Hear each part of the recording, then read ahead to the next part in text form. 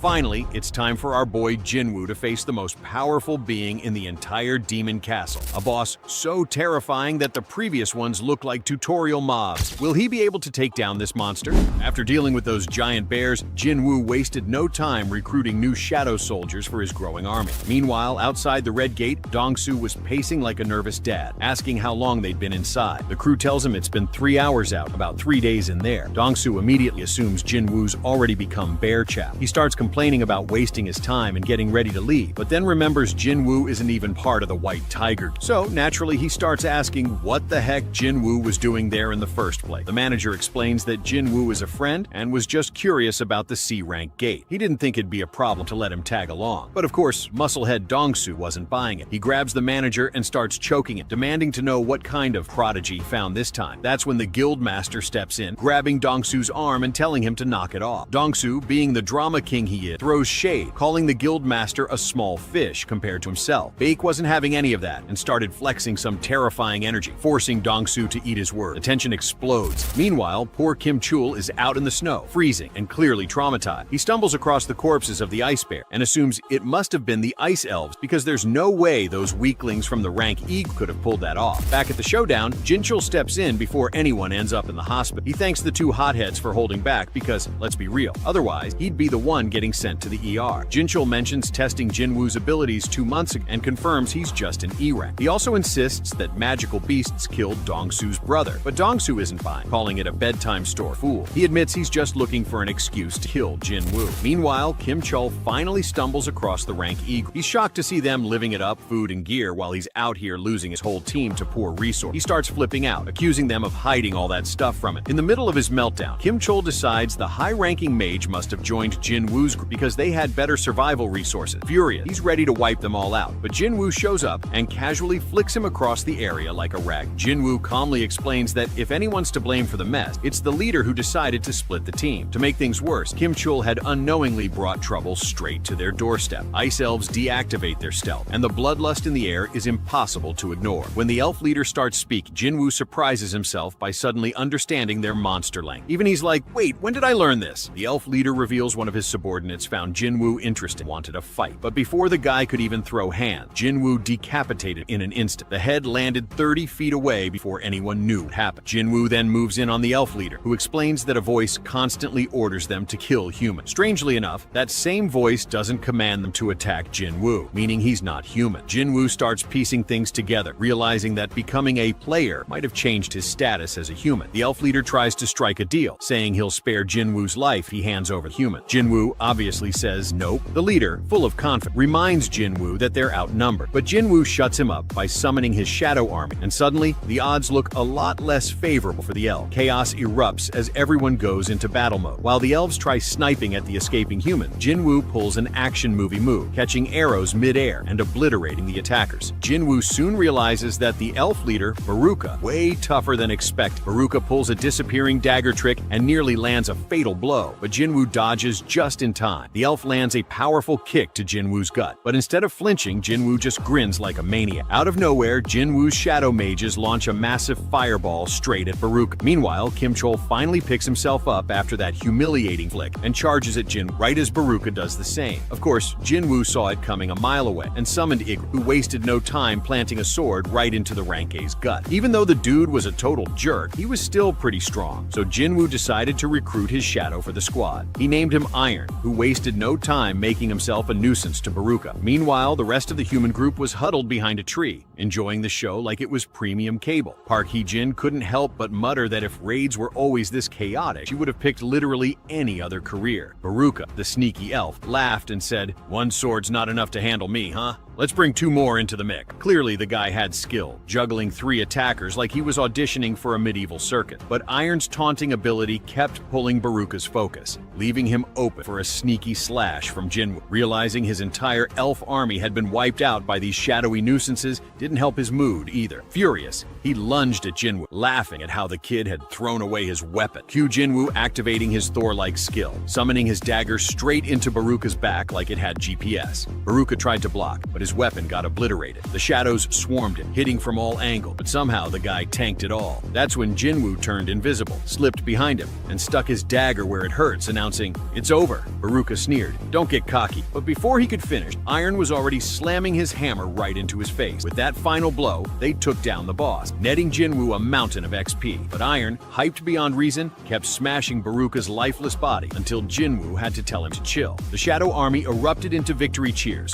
while Jinwoo made his way to the group, announcing that it was all clear. The portal opened, and the surviving hunters returned, breathing sighs of relief. Outside, Baek was holding on to the hope that Kim Chul had miraculously saved the day. His bubble popped when he saw only the low-rank hunters walk out alive. Baek grabbed Jinwoo, demanding to know what had happened. Jinwoo, clearly over it, told him to ask his guild members instead. Baek pressed on, saying 6 members had gone MIA, and he needed answered. Jinwoo, now fully done, replied, "I saved 2 of your guys. The least you can do is say thank you." Baek, realizing he'd poked the wrong bear, stammered an apology. Still, his curiosity got the best of him, so he asked Park what was going on. She shrugged, saying she had no clue, except that Jinwoo had been in a foul mood ever since defeating the boss. That's when Baek realized Jinwoo wasn't your average hunter, and told his manager to recruit him for the guild no matter what. Meanwhile, Jinwoo was frustrated because he couldn't extract Baruka's shadow. He tried 3 times, but the system basically told him, "Not today, bud." The next day, Jinwoo met up with Jin-Ho, who showed up dressed like a human disco ball. Before they got back to business, Jinwoo decided to stop by Yi-Han's house. The moment she hopped in the car, she greeted Jinwoo all sweet, leaving Jin-Ho absolutely stunned. And when she casually mentioned she couldn't sleep last night, Jin-Ho immediately got the wrong idea and stammered out, "You know she's underage, right?" Inside the raid, the little heir was shocked by the captain's new ability. He said he didn't remember the guy having a freaking army working for him last time, and it made everyone's job a whole lot easier. But Jin-Ho begged the boss to at least let him mine the crystals so he wouldn't feel completely useless. He got all emotional when a knight came over to bring him the minerals. Then we cut to a pitch-black room with some guy shaking like a leaf, terrified of a huge, long-haired dude telling him to stop screaming. The big guy said to calm down because his friends were just taking a nap. But the poor guys were American, and the big dude's English was terrible. So he pulled out a translator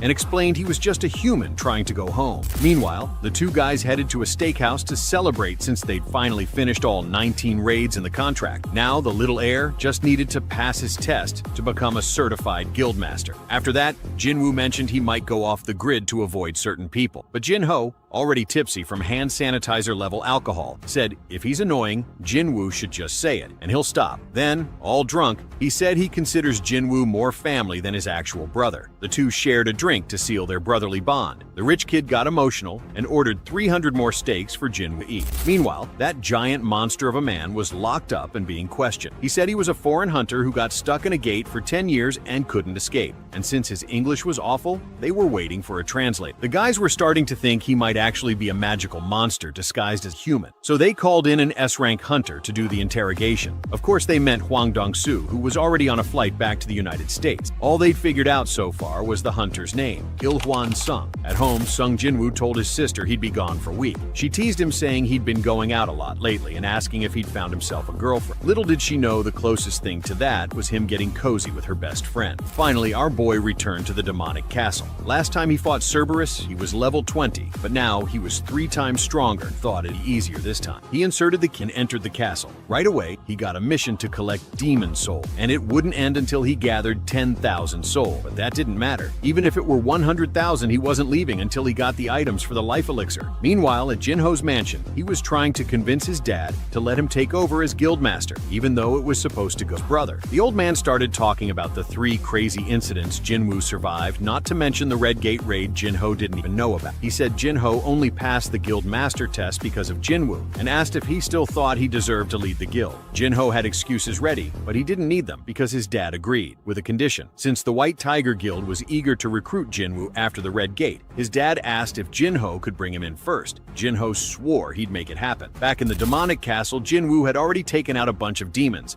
but discovered he couldn't extract their shadows because they were corrupted. After completing the first mission, he earned a pass to the second floor. Tired of walking, he summoned the Ice Bear leader as his mount. But before Jinwoo could give any orders, the Coca-Cola bear charged into the demons, trampling everyone. Jinwoo named him Tank. Over at the White Tiger Guild, they had a pretty fancy area. Cha recalled asking Bayek why they were keeping the flying ant information secret. Baek explained it was an order from the association to avoid scaring the public. In the castle, Jinwoo worried it might be an S-rank dungeon, but the demons seemed more like B-rank best. He noted that the demons increased in number and strength with each floor, which helped him level up faster. He started imagining how strong he'd become by the final floor, and knew he had to collect those 10,000 souls before running out of food. Then he ran into an army of Orc King Knights who could have used a diet plan. He summoned his army to face the first boss, Vulcan the Greedy, who was waiting on the 50th floor. Manager An and Park Hee-jin went to Jinwoo's house to offer him a job, but Jinwoo wasn't interested in a 9-to-5 and had already left town. The manager looked up Jinwoo's record and saw he'd vanished downtown. No one knew where he went. By that time, Jinwoo was explaining strategies to his soldier. He told them to handle the minions while he focused on the boss.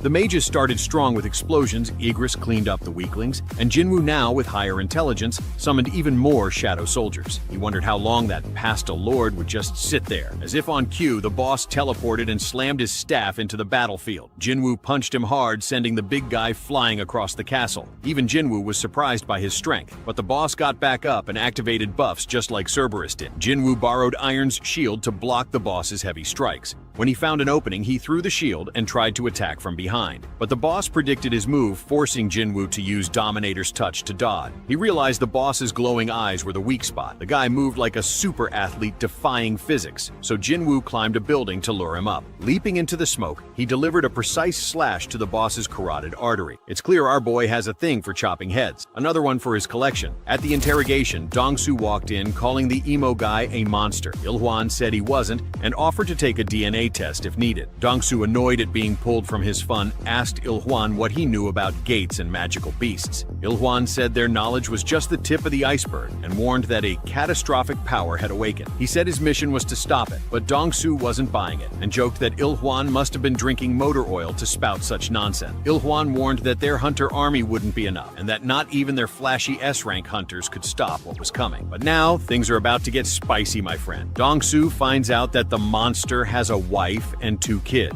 and when he mentions the name of the son, Sung Jinwoo, he gives a death glare that could freeze hell over. The bald bastard grins and says his son is already a thing of the past. He adds that if Il-hwan wants to say anything, he'll have to wait until they meet in hell. That was it. The dad was done playing around. Back in the demonic castle, Jinwoo and his squad were wrecking the place. He asked if that horned boss was impressed by the strength of his soldiers, and once again, Jinwoo chopped off the boss's lovely head, leveling up after defeating the soul guy. Outside, it was total chaos. The fire department had been called, and the scene looked like the aftermath of a disaster movie. No one expected a rank S hunter battle to end like this, with the almighty Hwang Dong-soo utterly humiliated in the blink of an eye. Mess with someone else's kid, huh, genius? Jinwoo, out of food, decided it was time to call it a day. In just 1 week, the kid had climbed to the 75th floor of an S-rank dungeon, and he scored some sick loot like the giant's earrings and the skeleton's necklace, which boosted all his stats and came with insane buffs. He also got a greed orb, which wasn't much use to him but would double the firepower of his magical soldier. Then there was a cursed loot box containing another key. But of course, this cursed key came with zero explanation about where to use it. What mattered most was that he'd obtained a world tree fragment and spring water from the Echo Forest. Now he was just 1 item away from completing the life elixir to save his mom from that illness. Jinwoo promised that next time he'd finish this dungeon for good. Our boy Jinwoo realized he only needed 1 more item to complete the elixir of life. But to get it, he'd need to get way stronger before heading back to that demonic castle. The problem? He was still classified as a rank E and couldn't join the high-level raids. So he decided it was time to stop pretending to be weak and went to get his rank reassessed. At the assessment building, a scout from the White Tiger Guild was watching,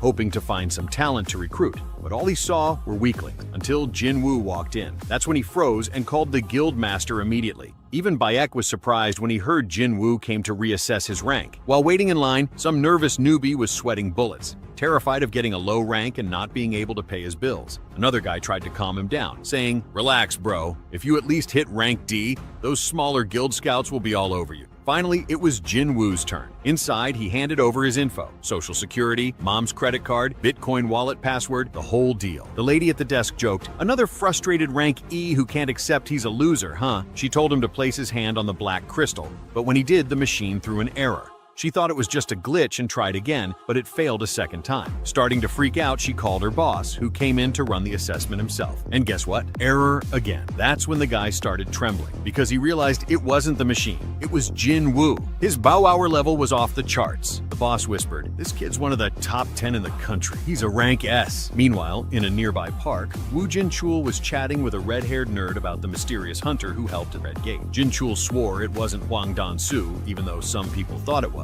Choi, curious as ever, asked, "If it wasn't him, who was it?" But Redhead admitted he didn't stay till the end, so he couldn't say for sure. He did suspect Jinwoo, though, but decided to keep quiet until he had solid proof. Just then, they noticed a commotion at the assessment building. Sounded like some hunter was throwing a tantrum about their rank. Jin-chul decided to check it out, and Choi tagged along, saying he was curious too. Back at the building, the boss had to postpone Jinwoo's assessment because their detector couldn't handle his power. Everyone there was losing it because a delay like that basically screamed rank S. No one had ever seen someone break the detector before. Scouts from smaller guilds were already salivating over the chance to recruit him, but their excitement was cut short when someone unexpected arrived. It was the leader of the Hunters Guild, the biggest guild in South Korea. People were stunned, whispering, "Why is the Supreme Soldier himself here?" Jinwoo immediately recognized him as Choi Jong-in, a guy whose fire magic was so insane he could burn down the entire building in seconds. With a piercing gaze, Choi said there was no need for any fancy detectors or a 3-day wait. "Without a doubt," he declared, "this kid is a rank S." So, the guy waltzed in all polite, introduced himself as the leader of the biggest guild in the country, and personally invited Jinwoo to join his squad. But Jinwoo, he straight up walked past him, saying he was busy. Everyone, including Four Eyes, was left standing there with their jaws on the floor. I mean, who in their right mind would snub one of the top-tier guys in the country like that? Choi Jong-in asked his slick-haired assistant if he somehow forgot to introduce him properly. But by the time they looked again, Jinwoo had vanished into thin air without making a sound. Choi smirked and said he'd make a damn good assassin. Things got even crazier when Guildmaster Baek stormed completely out of breath. Choi noticed how far the White Tiger Guild headquarters was and joked, "Did you morph into a tiger to get here that fast?" Still, Baek arrived late to the party. Choi assumed Baek already knew everything from the start, and this confirmed his suspicion that Jinwoo was the mystery guy who saved White Tiger Guild during the Red Gate incident. Baek was equally shocked to see Choi there and grumbled, "Out of everyone to compete for the kid, it had to be that fiery-haired bastard." Meanwhile, in the background, some chubby dude was celebrating his rank C achievement. Later that night, Jinwoo visited his mom in the hospital, silently hoping for a miracle to wake her from her coma. He promised her, "Just hang on a little longer. I'll find a way to save you." Out of nowhere, Jin-chul showed up and asked if Jinwoo was the one who defeated those monsters in the double dungeon that day. Jin-chul admitted that Jinwoo had taught him not to always trust his gut instincts. Jinwoo casually replied, "We meet again," and Jin-chul started rambling a bunch of stuff that Jinwoo barely listened to. But he perked up when Jin-chul mentioned the president of the Hunters Association was here to see him. And stepping out of the shadows came none other than Vice Admiral Garp. Well, his long-lost twin. And seriously, if this guy isn't Garp's twin, I'll eat my hat. The old dude introduced himself as Go Gun-hee and invited Jinwoo for a chat. He congratulated him on becoming a rank S hunter and said there was no need to wait for the reassessment because everyone already knew the result. The old man admitted that the Hunters Association didn't have the fame or fat paychecks of big guild. He explained that their top guy, Director Woo, was only a rank A hunter. Still, he told Jinwoo it would be incredible if he joined the association and promised him a prestigious position. Jinwoo was confused, so the old man broke it down. The 5 biggest guilds were constantly competing, and if Jinwoo joined one of them, it'd tip the balance of power. That's why he was inviting him to join the association, a neutral 6th power that kept the balance in check. Jinwoo thought it was a solid offer. It sounded like job security. Plus, he'd work under Korea's first ever rank S hunter, a total legend who didn't even look like he was pushing 80. But Jinwoo still turned him down. The president figured Jinwoo just wanted the big buck, but he was surprised when Jinwoo said he wanted to fight. "My place is in the dungeon," Jinwoo declared. His resolve so strong it left the old man move. Jinwoo excused himself, saying his little sister was home alone waiting. The old man sighed, canceled all his plans, and told Director Woo, "Let's hit the bar." On his way out, Jinwoo muttered that he didn't accept the offer because the association mostly handled rank D and E gates. He needed to get stronger, fast, to save his mom. No time to waste. The next day, Dong-soo woke up in the hospital, completely wrecked. The deputy guildmaster asked him if Il-hwan Sung was really a magic beast disguised as a human. Dong-soo scoffed, "Did that freak look human to you?" The deputy mentioned mentioned that HQ was tracking Il-hwan but doubted they could catch someone even America's strongest hunter couldn't handle. Dong-soo vividly remembered the guy stepping on him and warning, "Stay away from my family or you'll wish for death 1,000 times over." Fueled by rage, Dong-soo was already plotting his revenge. Meanwhile, Jinwoo was browsing for artifacts to boost his power, but quickly realized they were so expensive he'd have to sell both kidneys to afford half of one. He considered selling that orb of greed he picked up, but worried about explaining how a supposed rank E hunter had something that could only come from high-level gates. Then, he saw a job ad hiring for a mining team and thought, well, maybe this could work. Over at the association building, the president was digging into more info about the kid. He found out that just 4 months ago, Jinwoo looked like a total rookie. The guy was impressed that Jinwoo had survived for so long before awakening, considering he used to get clapped by even the weakest goblins.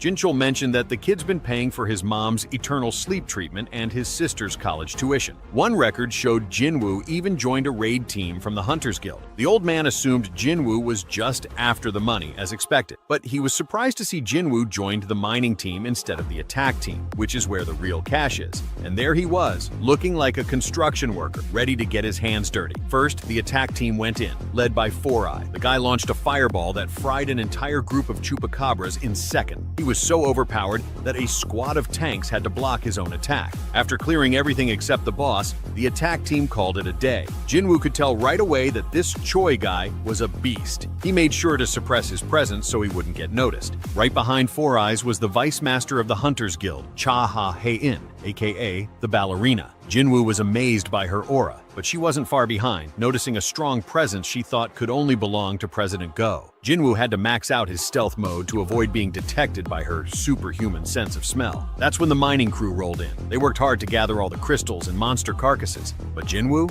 he only had eyes for the dungeon boss. The boss radiated power even greater than Vulcan or Metis from the demon castle. Jinwoo couldn't wait to go one-on-one with this rank A beast. Out of nowhere, he overheard the crew gossiping about how they brought a rank E to work. Meanwhile, some wannabe tough guy bumped into him trying to flex, but one icy glare from Jinwoo made the dude nearly wet himself. Everyone started questioning if this guy was really a rank E because he looked way too strong for that. When it was time for a break, the whole crew rushed off to eat. But not Jinwoo. He kept mining, saying he was almost done. Once he was finally alone, he bolted straight into the dungeon at full speed. He figured he had an hour-long break, which was plenty of time to sneak a peek at the boss. Jinwoo knew he couldn't kill the monster because that would close the portal and cost the Hunters Guild a fortune, but he just couldn't resist the temptation. He had already summoned his dagger when Cha caught him red-handed. She asked, "What the hell are you doing here?" And the boy was so surprised that he couldn't even respond. Then he went all off the chain and said he got lost and ended up here by accident. She told him to back off because this was the boss's room, and Jinwoo realized she was seriously strong for catching him off guard. But she already thought he was nuts because she was sure he had a weapon in his hand. When he passed by her to leave, the girl nearly had a heart attack. She made him wait and started sniffing him like a hound. She noticed he didn't smell like the usual eau de dumpster that other hunters reek of, and she was ready to pounce on him. But then she checked his badge. He was only rank E. She wondered if this kid was actually fragrant just because he's low rank. Total Narnia logic, right? Back with the mining crew, the guy said he was super lucky to get lost and bump into Miss Cha, the gal on patrol, who was supposedly checking on the boss. Meanwhile, Jinwoo had thought she was following him all along. One geeky dude chimed in that she can literally smell a certain stench on these hunters, and sure enough, most of them reek like onions. That's why she's always clutching a tissue to her nose, because she can't breathe near those stinky guys. Then Jinwoo started spacing out, wondering if this was some sort of system glitch, kind of like that time Baruka said he couldn't hear a voice ordering him to kill him. Later, Jinwoo went to get his mission payout, and everyone was drooling over him, because thanks to the boss, they wrapped up the job 2 hours early, like a human excavator. The boss was so impressed, he even asked if Jinwoo wanted to work for him, promising to take really good care of him. Jinwoo thanked him, but said he had other gigs lined up. Then the boss asked if he'd join tomorrow's raid. The kid was shocked that the hunters were pulling another rank A raid the next day. Only this time they're rolling with the backup team, and they're probably the only guild in Korea that can split their squad into 2 teams to close rank A portals. Jinwoo even asked what time he needed to show up tomorrow. The boss got all hyped and said he'd even double his salary, which is more than fair for someone working for $5, right? That night, The hunter Cha called the guild to ask about a guy named Sung Jinwoo who'd been in the mining crew. She said he must have gone off the rails, claiming he got lost earlier, and she was worried he might be a spy from another guild. But we all know she was really just trying to stalk our hero, right? And she freaked out when the boss mentioned that Master Choi had ordered research on that same guy. But the association locked his files down so no one could access them, which is super for a rank this low. The kid even tried to ask a question, but the girl hung up on him and went to bed, wondering why Jinwoo was so different, since he was the first person she'd met who actually smelled good. And here's the secret, buddy. He uses Lightning McQueen's cologne. Over at the mining crew, Jinwoo suddenly remembered his first ever raid party. Meanwhile, everyone else was calling him to lunch because the guy was basically a hero at this point. Out of nowhere, a knight from the attack squad pulled up, asking if they could borrow someone from the mining team since their shield bearer didn't show up. Of course, the miners weren't about to risk their necks for nothing. Besides, they were already drowning in work. But the knight kept insisting, saying they'd even throw in a little extra pay. Too bad the Minecraft squad wasn't about to put their lives on the line for pocket change. Since nobody else wanted to go, our boy Jinwoo decided to volunteer. That's when the panic set in. Everyone started freaking out because an E-rank hunter tagging along with an A-rank raid team was straight up insanity. They were all like, "Bro, you're way too young to become Monster Chow," but Jinwoo figured he'd learn a lot just by watching. The squad leader introduced himself as Sun Ki-hoon and was absolutely baffled when he saw Jinwoo carrying a 300-kilogram backpack like it was a school bag. This portal was even bigger than yesterday, but the team told him to chill. If it were actually dangerous, they wouldn't have sent the backup squad. Yeah, just like that one time with the double dungeon where almost everyone got a one-way ticket to the afterlife. Even though this was just the reserve team, they were still stacked. 11 A-rank hunters and 6 B rank. Finally, it was time to go in. But for some reason, Jinwoo was getting that same weird gut feeling he had right before stepping into the red gate. Inside, a beautiful mage told him not to be scared since they'd protect him. Especially her, because she was an A-rank healer and could patch him up if he got hurt. She even started reciting some old saying. If the mage gets hit, it's the tank's fault. If the healer gets hit, it's the attack squad's fault. But if the shield bearer gets hit, everybody screwed up. Basically, Jinwoo would only get attacked if the whole squad got wiped out. Ki-hoon, meanwhile, was hyped because this was his first time leading Group B. If he could pull this off, he might get promoted to full-time leader. Out of nowhere, a noise echoed through the dungeon, and the whole team immediately snapped into formation. Jinwoo was impressed. Nobody even needed to be told what to do. This was the power of an A-rank squad. Then, a pack of coyotes showed up, and the team wasted no time slicing them to pieces. Honestly, if they struggled with this, it would have been embarrassing. Jinwoo soloed 300 of these things back in episode 2, while still being a total weakling. The mage told everyone to duck because she was about to light the place up, and in a flash, the big bad wolves were gone. But the squad was confused. Why the hell were coyotes inside an A-rank dungeon? They were only C-rank monsters, way too weak to be here. That's when Jinwoo noticed something strange. These weren't just any wild mutts.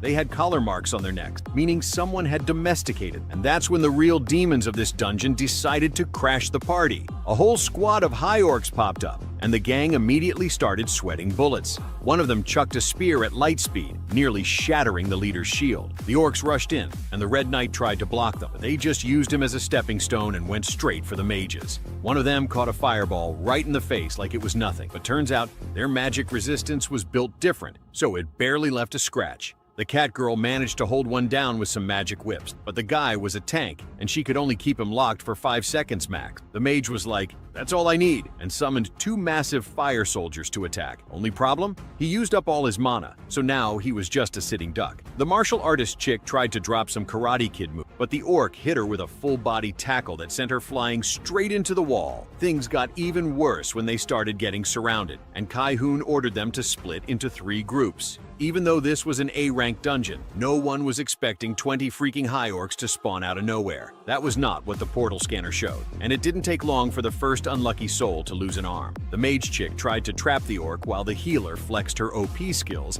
and straight up regrew the guy's arm like it was no big deal. But the orc snapped the bindings like they were paper and teleported behind her. about to send her straight to the respawn screen. Meanwhile, Mr. Backpack himself had mysteriously vanished, and out of nowhere, the orc started choking mid-air. Turns out Jinwoo was using stealth mode and went full ninja, slicing up the beast from the inside out. The healer had zero clue what just happened. Then another orc randomly lost his footing because a deep cut suddenly appeared on his ankle, right before Kai-hoon finished the job and split him in half. At that point, the whole squad was confused. Why was this fight suddenly so easy? That's when they realized Jinwoo was secretly weakening the orcs one by one without anyone noticing. A few of them even started sensing his presence, so he just yeeted them off the map before they could start swinging at the air like crazy people. The martial artist chick took the opportunity to body an orc with some premium-grade hands, while the leader carved through their boss like he was slicing butter. The dude hit the ground hard. As soon as the battle was over, everyone checked for injury, because as long as you were still breathing, the healers could patch you up like nothing happened. The healer reported to the leader that one of the high orcs randomly started choking out of nowhere. Ki-hoon thought it was the mage chick's doing, but she denied it. No way her skills could pull off something that wild. Then the mage suggested that if someone could do that, it'd have to be someone outside the squad. She was the only one who figured out that Jinwoo had been using stealth mode the whole time to secretly assassinate the monsters. But since she could tell he had a reason for keeping his real power under wraps, she decided to let it slide for now. After catching their breath, the squad started debating whether to retreat. After all, they barely survived fighting these high orcs, and who knows what else was lurking ahead. But Kai-hoon really wanted to finish the dungeon so he could get promoted to official squad leader. Jinwoo could tell the guy was dead set on completing the raid, but since he genuinely cared about his team's safety, he decided to pull back. The whole squad was sweating, thinking he was about to say, "Nah, let's keep going." Only one slight issue. When they tried heading back, a cursed barrier suddenly materialized, blocking their way out. They immediately turned to the mage chick like, "Yo, you got a spell for this?" She was like, "I can, but I'm gonna need time." The real issue. Some ridiculously strong monster had to be the one who cast this spell. So, yeah, retreating was definitely the right move, because if they had pushed forward, they would have been wiped out for sure. But when she tried to break the barrier, she immediately started coughing up strawberry jam, and the other mages looked like they were about to pass out. When they looked back, there were 60 high orcs standing there, ready to breathe down their necks like some creeps in a dark alley. And if they almost got deleted by 20, imagine 3 times that. The squad leaders locked eyes, and the biggest orc stepped up, yelling straight into Ki-hoon's face with breath so bad it could melt steel beams. Dude was talking in monster gibberish, and obviously, no one understood a thing. But then, plot twist, the boss orc must have taken some Duolingo lessons because he suddenly switched to human language. Ki-hoon asked if he was the one who put up the magic barrier, and the guy straight up flexed, "Damn right I did. I'm none other than the great and powerful orc shaman." And then he added, "And your weak little human spells ain't got nothing on mine, so don't even bother." The shaman gave them 2 options, get obliterated now or follow him. And since they weren't complete idiots, they obviously went with option 2. Ki-hoon whispered to the squad that they'd pull a surprise attack on the boss as soon as they got close enough. Even if they couldn't take him down, it should be enough to break the barrier. Then he turned to Jinwoo and told him to run for his life the second the barrier dropped and get the real strike team over here. But Jinwoo, being Jinwoo, was like, "Yeah, and by the time they get here, you guys will already be turned into mashed potatoes." But Ki-hoon just hit him with that professional soldier mindset, saying their job was to close the portal, not to survive. That's why they get paid the big bucks. Then the healer pulled Jinwoo aside and asked him to deliver a message to her family if he made it out alive. She told him this wasn't his fight, so there was no reason for him to risk his life. But Jinwoo just took the letter and smiled. "I'll hold on to it, but I won't be needing to deliver it." Meanwhile, outside, Cha was pacing around, looking for Jinwoo, wondering if he was finally done playing Minecraft in the mining crew. The guild leader walked up to her and was like, "Hey, aren't you supposed to be off today?" She ignored him and asked if he'd seen a hunter named Sung Jinwoo around. And the second he mentioned that Jinwoo joined as a shield bearer, she froze. Inside the dungeon, the squad finally reached the boss room. And oh boy, it was straight up chaos. Hundreds of high orcs, plus a bunch of warrior-type monsters who looked like they just walked out of God of War. But the worst part? The boss himself, an absolute demon of a monster, standing there, staring them down like fresh meat, and greeting them with, "Welcome, humans. I've been expecting you. The Hunter Cha was already saying that an E-rank hunter volunteering for an A-rank dungeon was straight up insanity. Now she was sure he had a weapon in the boss room yesterday. She said she was going into the portal, and the chief asked if she wanted backup, but she told him to chill. It was personal business. Then she realized she forgot her sword and asked if anyone had a spare weapon. The chief handed her a rock pickaxe, and she was like, "You got anything better? Maybe a sword, a spear?" But yeah, asking a mining crew for combat weapons? Not happening. So she gave the pickaxe back, saying she'd be fine. The chief hit her with the classic, "You sure you want to walk in there empty-handed?" And she regretted her life choices immediately. Meanwhile, in the boss room, the vibe was terrifying. The squad was already shaking, thinking that if all those superior orcs got out, the city would be wiped off the map in 5 minutes. That meant they had to take down the boss. But even the 4 guards around him looked scary enough to haunt your nightmare. The soldiers were just waiting for the signal to jump the shaman all at once. Then the Orc King took off his mask and asked if the humans were scared of him. Did he really need an answer? They were out here looking like they were about to have an accident on the spot. Ki-hoon somehow found his courage and asked why they even brought them here when the 60 orcs from before were already overkill. The Orc King, he just laughed, said it was for fun, and that they were going to smash their heads one by one for entertainment. Then, mid-monologue, he suddenly noticed someone odd among the humans. Ki-hoon, meanwhile, was losing his mind, screaming that they were just that bastard's plaything. So he gave the order to attack, but nobody moved. They were so scared, they might as well have been statues. The leader decided to charge in alone, but the boss summoned a magic ice spike and launched him across the room. Then he straight up called the guy an idiot, used gravity magic, and started playing catch with his head against the ground. And just when he was about to spike him into the abyss, someone stepped in to save him. It was Jinwoo, telling that this dungeon belonged to the Hunter Guild, and he shouldn't be messing around here. But since the whole squad was about to get wiped out, he asked if he could just delete all the monsters in the room. One of the orcs tried sneaking up behind him, but this time he was the one getting bounced around like a ping pong, Jinwoo asked, and Ki-hoon was basically begging him to save them all. The Orc King said he was pretty strong for a mere human, but he asked how long Jinwoo thought he'd last against all of them. Jinwoo said he'd never felt an energy this strong, and the boss was already feeling himself. But the kid hit him with the, "Oh yeah, this fight's gonna be brutal, just for you guys." Then he summoned his shadow army, stronger than ever. Outside the portal, Inspector Jinchul pulled up in his fancy limo, and the miners were completely lost. Slicked-back hair dude wanted to know why the hell Jinwoo spent 2 days working there as a miner. He asked the chief where Jinwoo was, and at this point, that was the second time today someone had asked him that. That dude with the perma-scared face, the one who tried to intimidate Jinwoo before, said he knew something was off about that kid. Bro got scared so bad, he thought his soul was about to get evicted. Then the chief spilled the beans. Jinwoo had joined the attack squad as a volunteer tank, and Inspector Jinchul was standing there like, what in the actual hell is this kid thinking? They asked if Jinwoo had killed anyone or something, and Jinchul was like, guess we'll find out in tomorrow's headlines. Out of nowhere, a massive energy explosion nearly flattened everyone. Inside the portal, Cha was trying to figure out how Ki-hoon's team managed to take down so many superior orc, but she said that if that energy belonged to the boss, none of them were making it out alive. Back in the boss room, the Orc King was straight up clowning Jinwoo, saying he wanted to take on his mighty army with those wimpy little soldiers. Then the kid hit him with a, "Underestimate them, and y'all are getting erased." He activated Monarch's Domain, boosting his Shadow Soldier's strength by 50%.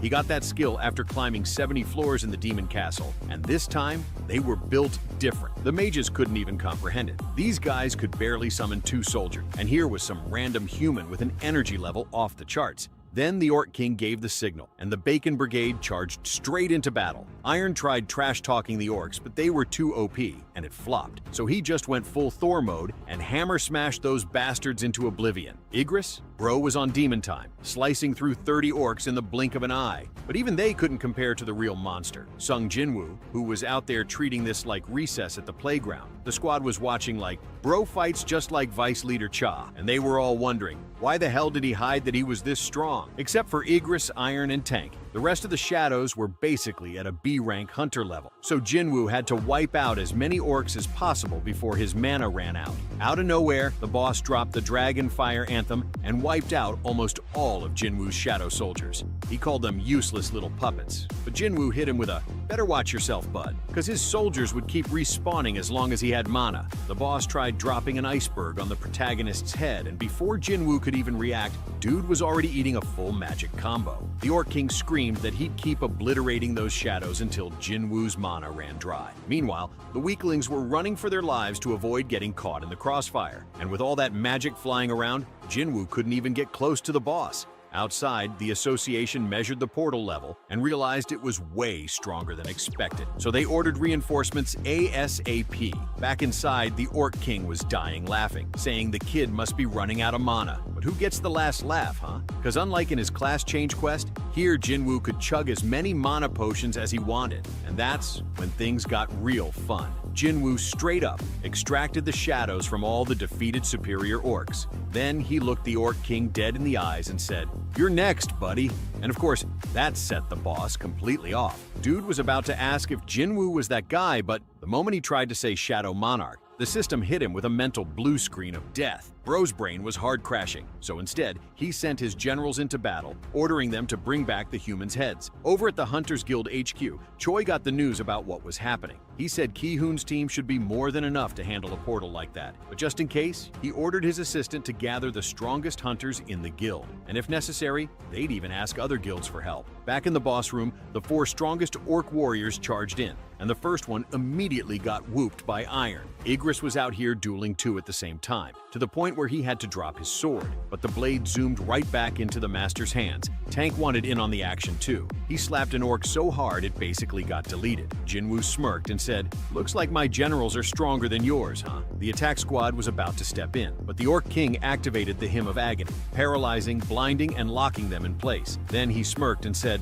"Side characters don't belong on the main stage." And now, he was about to show everyone what happens when you mess with the Great Kargalan. He unleashed all his magic on Jinwoo, but that stuff shattered instantly. And our protagonist just smirked, saying he's immune to such weak curses. He summoned his mages to destroy that annoying iceberg, and with the Orb of Avarice, they became even stronger. A fireball pierced through the shield and exploded right in that bastard's face. And you already know, that made him furious. Meanwhile, Cha arrived in the middle of the chaos, rocking her mighty pickaxe, and she couldn't believe how many soldiers Jinwoo had summoned. She sprinted over to the attack squad like, "What the hell is going on?" But even they couldn't explain it. Kargalan, on the other hand, was done playing. Dude combined 300 spells at once and vowed to crush that kid like an insect. He stomped down like a colossal titan, but Jinwoo just scoffed, saying he's got bad memories with giant enemy. Bro was just throwing salt in the wound at this point. First, the boss launched a massive fireball. Then, just for good measure, he launched 50 more. They wiped out both the shadow soldiers and the superior orc. The boss smirked and asked, "Are you starting to regret it, little human?"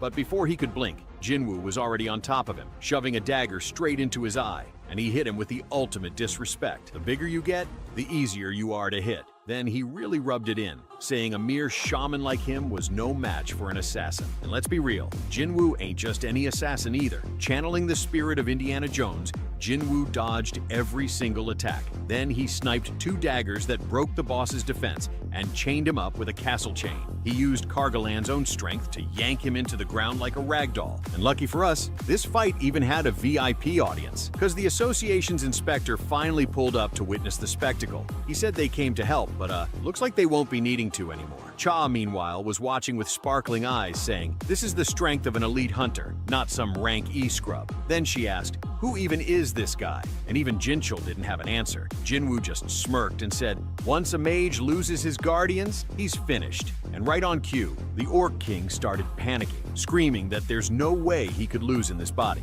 Dude started rampaging, throwing his own soldiers all over the place. But then, they slammed his face straight into the ground, and that was game over. The last thing he saw was his own former general burying a sword deep into his chest. And just like that, Jinwoo had officially cleared the dungeon boss, racking up tons of XP and a whole bunch of loot. And even though he soloed everything, he figured it wouldn't look too good if he just kept all the loot for himself. But one thing he definitely wasn't sharing: extracting the boss's shadow. And the crowd, they couldn't believe their eyes. That massive monster that had been terrorizing everyone was now kneeling before this kid. When it was time to name him, Jinwoo straight up forgot what the dude was called. So, he just went with Tusk. And this was the first time he had ever scored a Shadow Soldier with Elite Knight rank, which was more than deserved for an A-rank dungeon boss. Not to mention those superior orcs were way stronger than his usual soldiers. Jinwoo was so locked in collecting shadows that he didn't even notice Inspector Wu was standing right there. Of course, the second everyone snapped out of it, the question started flying. But the chief stepped in real quick to say that Hunter Sung Jinwoo's situation was top secret. He told everyone to keep their mouths shut about what they saw today. The assistants were going to escort him outside, and Jinchul asked everyone to cooperate and make sure his exit was low-key.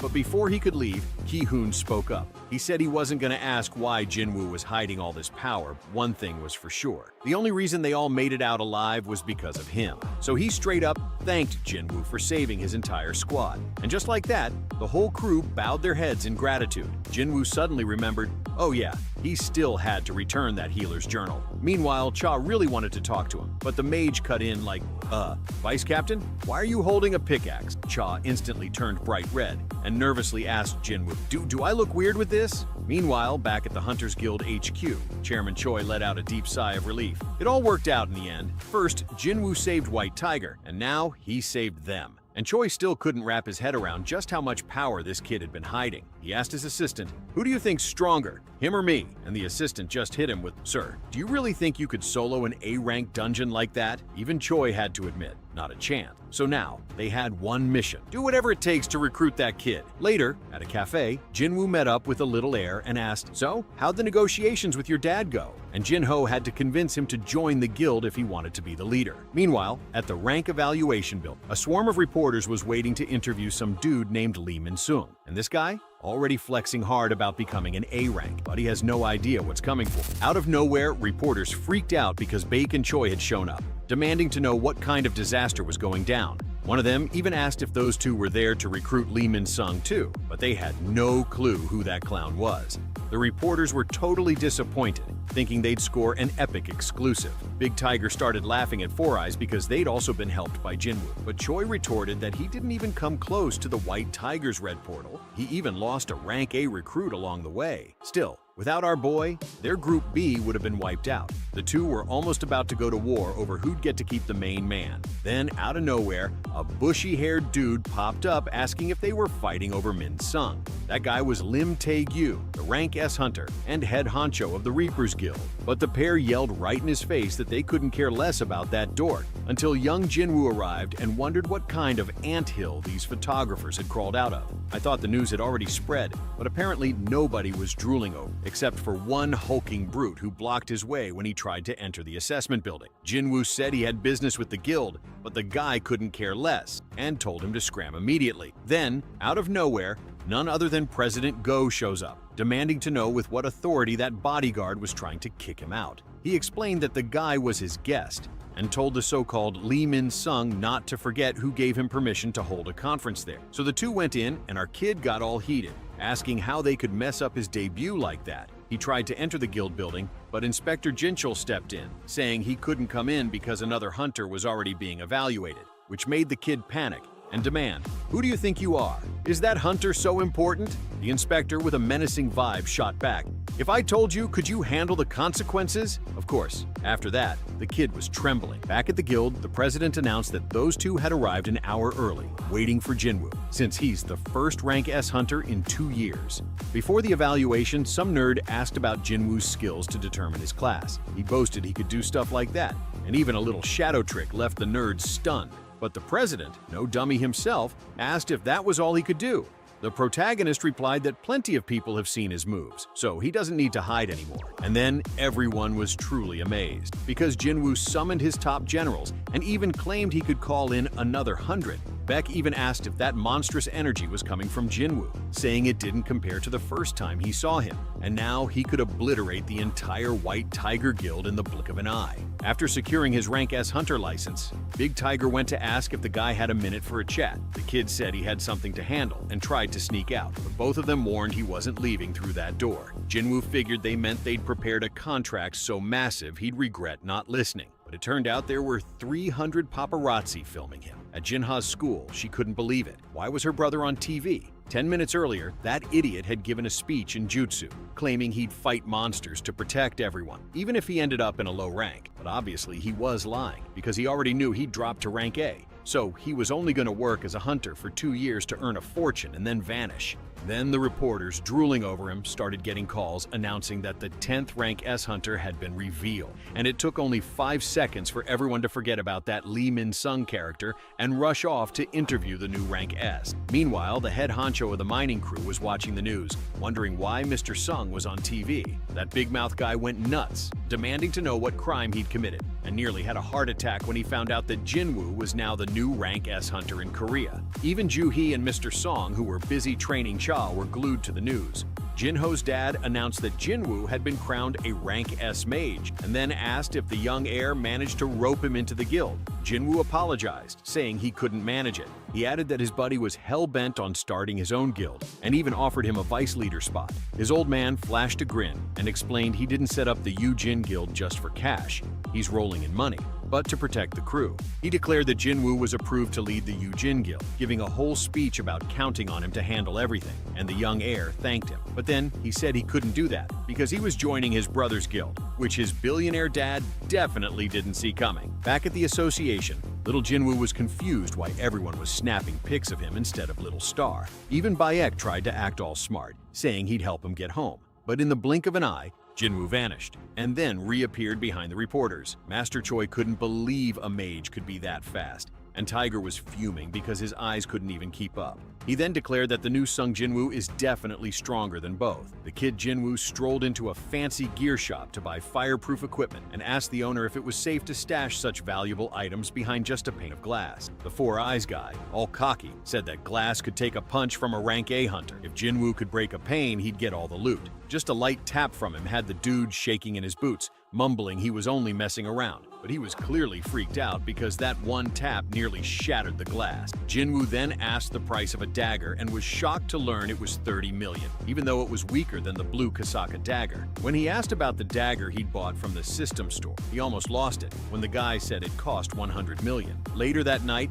Bak was deep in thought, saying with his tiger-like vision, he was sure Jinwoo was weaker than him in that red portal incident. But now our kid's having a field day at his place. He and his sister barely get a minute of peace because reporters had even pitched a tent outside his house just to interview the kid. Suddenly, someone rings the doorbell and he opens it with blood in his eyes, but it's just the little heir camping at his place. After the two crash, our protagonist sneaks out, warning that someone might tail his sister while he's gone. So he plants a superior orc in her shadow as a guard and scatters extra shadow clones around the neighborhood, playing Dark Knight Vigilante. Then he grabs a lift with Jinho to the demon castle. This time he's way stronger than before. But now he's been handed an even tougher mission: defeat the demon monarch. There were some goat suckers roaming about, so he decided to leave that greed orb with Tusk. If the beast was already strong before, imagine now that his powers doubled. He hurled a wicked fireball that obliterated not only that titan, but everything in its path. Meanwhile, Jinho's dad ended up in the hospital, sleeping for 2 whole days, with the doc saying he might have eternal sleep syndrome, the same disease that took Jinwoo's mom.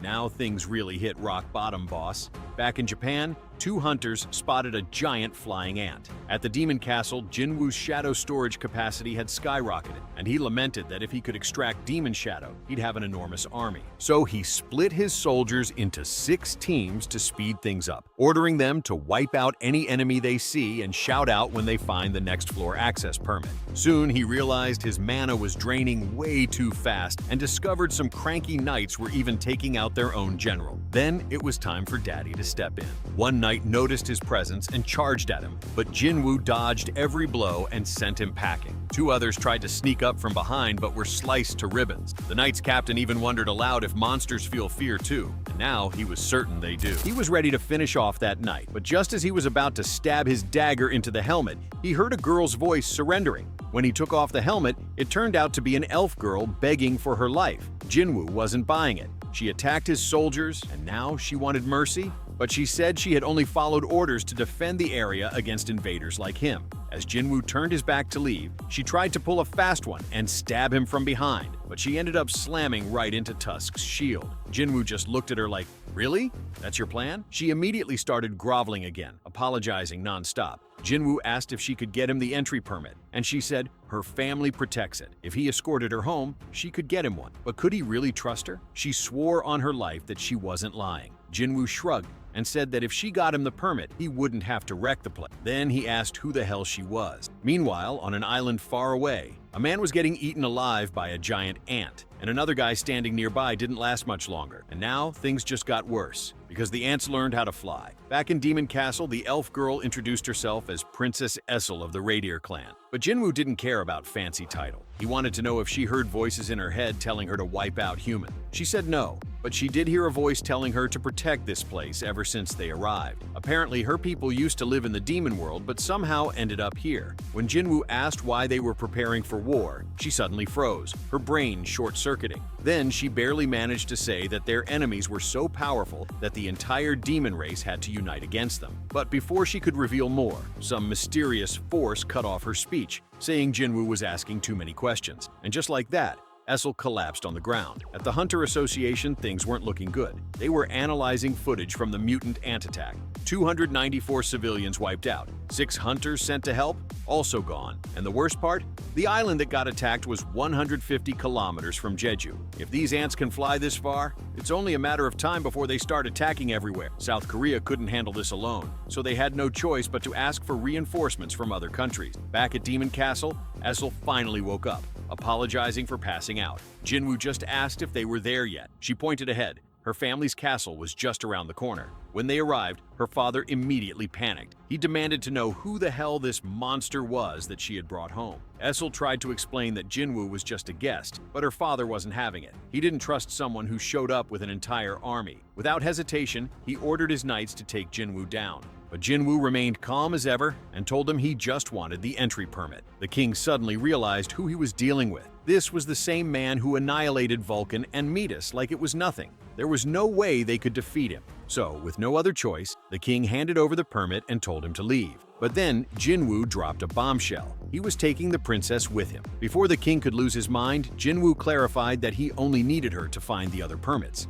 He promised to protect her, and after a lot of hesitation, the king finally agreed. Outside the castle, Jinwoo kept wiping the floor with those demon knights. He also noticed that Igris and Tank were getting stronger by the minute. Essel warned him that the monsters on the upper floors were on a whole different level compared to the ones they'd fought so far. But Jinwoo just told her not to worry, saying that none of these so-called noble clans stood a chance against him. That's when Essel straight up asked why he let her family live. And Jinwoo, without hesitation, hit her with the most unexpected answer, "Because I like you." Boom! Instant heart attack. Her brain short-circuited, and her soul nearly left her body. But before she could start daydreaming about their future, Jinwoo casually told her she could go home now since all he really needed was the locations of the permits. He warned her that the upcoming battles would be way tougher, so it was too dangerous for her to stick around. And just like that, her heart shattered into a million pieces. She asked if she was useless to him now, but Jinwoo reassured her that she had already helped a lot. Still, she begged him to let her stay and watch him fight.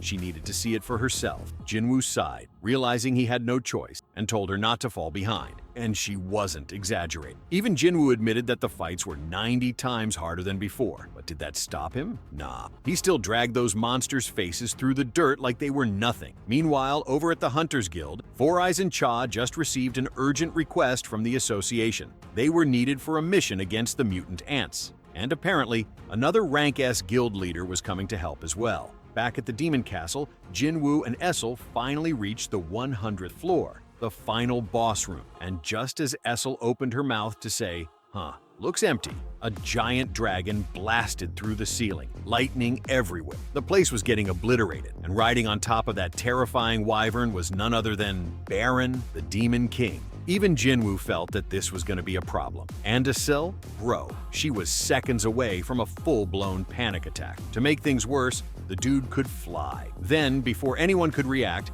Baran hit them with some Naruto-level Edo Tensei and started summoning an army of demons. Jinwoo wasn't expecting that many enemies, so he countered immediately by calling in his shadow army. The battlefield was pure chaos. Tusk nuked the entire field with a fire tsunami, taking out 300 demons in one go. Essel was in total shock, struggling to decide whose side she should be on. Should she fight for the king of all demons, or for the overpowered invader who just steamrolled his way here? Before she could make a choice, Baran unleashed a Kamehameha from the sky, nuking everything in sight. Shadow soldiers were getting erased left and right, and Essel was about to be next. But at the last possible second, Jinwoo swooped in and saved her like it was a superhero movie. That's when he realized these weren't normal lightning bolts. They paralyzed anyone who got hit. And if he didn't find a way around it, his soldiers would disappear and his mana would run out. So he activated stealth mode, went full speed, and tried to slice that dragon's wings off. But Baran blocked it, then countered with a brutal attack,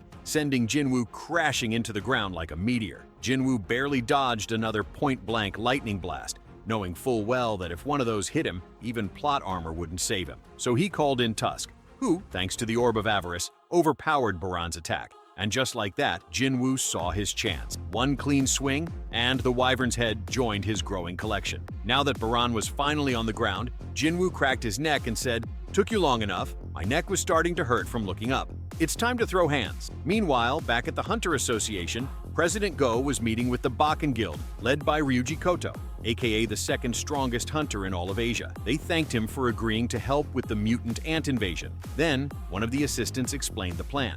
First, they revealed that ants only live for about a year, so if they could kill the queen, then the entire colony would naturally die off within a year. Ryuji then announced that 11 rank S hunters from his guild, including himself, would engage the ants directly, keeping them distracted while South Korea's hunters focused on taking out the queen. Even the president was caught off guard by how crazy that plan was. But with everything settled, they got to work finalizing the mission details. At the Demon Castle, it was like World War III out there. Tusk was blocking the Demon King's beams while the crew went at him like a pack of wild dogs. Iron got sworded right in the forehead, and Igris got tossed aside. Jinwoo even tried to ambush that punk, but he got blocked and nearly had his head crushed. Then Tusk grabbed the big sword, Jinwoo sliced Baran's arm, and everyone jumped in. But that bastard unleashed an area attack that wiped out all the shadows and left our kid out of mana. No worries though, he's been flying solo in battle his whole life. He was trading blows with that fearsome Demon King, and it was the first time Jinwoo faced someone stronger than him.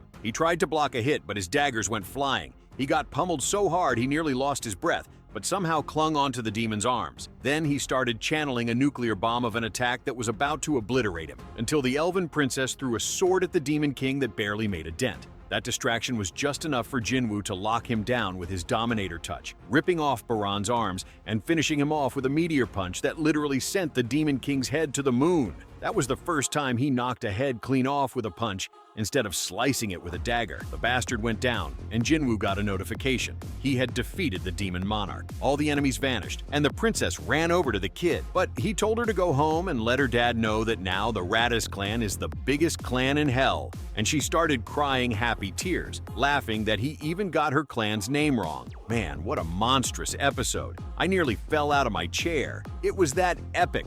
Will our boy Jinwoo be able to extract the shadow of that ridiculously strong Demon King? That's what we're going to find out in the next video. So drop a like and subscribe so we hit 1 million subs by the end of the year. Enjoy watching this final video on screen. It's insanely good. I'm out. Peace.